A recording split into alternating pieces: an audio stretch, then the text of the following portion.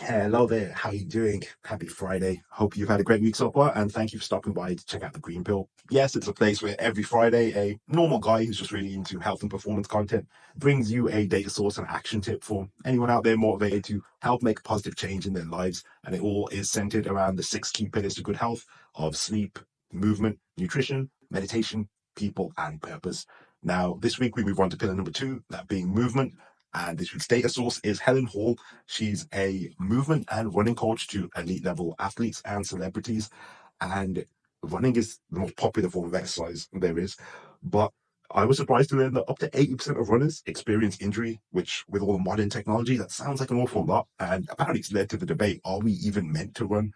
Well, Helen argues it's a resounding yes. Yes, we are. When we're kids, we just start running like naturally, instinctively. We don't do it to lose weight or to win a competition. We just do it. So human beings are meant to run. But if that's the case, then why does it cause us so much pain?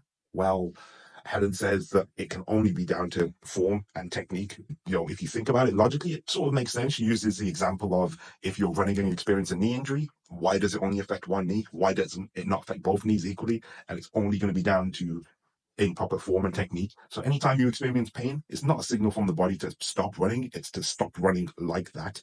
And okay, it's great to have that knowledge that running is safe, but then how can you address that form and technique issue?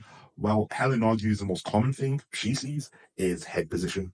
And it's apparently the most important part of when we're running because the whole body aligns itself based on the head position to make sure minimize the risk of us falling flat on our face.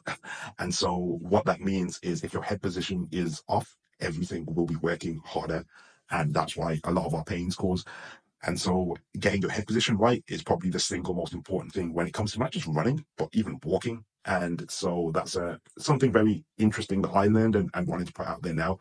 And it can make a humongous difference to people at the highest level. She spoke about a footballer who had a bad injury during the COVID lockdown period and went through two surgeries and didn't resolve their pain. So went to see her, and in just 2 weeks, she was able to resolve what she called one of the most severe cases of forward head position that she'd ever seen, and he was running again in just 2 weeks. So these things can make a huge difference, but I don't believe that's just for the elite level athletes. I believe every one of us has to walk and move through life, and every one of us has something to gain from this. Just becoming aware of your body positions. Only when you have awareness can you do anything about it. But once you do, it's like magic because you're never going to forget this stuff. You're never going to go back to choosing to be in more pain.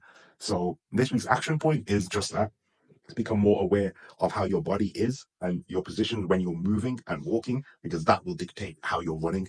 And mind your head, check out Helen's video below in the comments on how to find the best head position for you.